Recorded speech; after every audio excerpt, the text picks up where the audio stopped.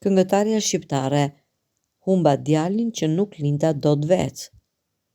Këngëtarja e njohur Myfaret Elaze ka përjetuar një humbje të madhe në familjen e saj. Dhëndri i këngëtares është ndarë nga jeta në moshë të re.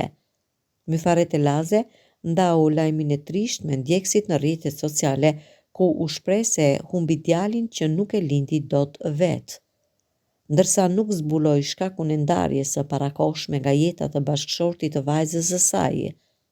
Natë e trisht, humba një pjesëtar të familjes shumë të dashur e të respektuar, humba djalin që se linda dot vetë, Dhëndrin, babain e mbesës që më bëri gjyshe, shkroi këngëtarja, e cila krahas statusit publikoi edhe një foto të ndjerit.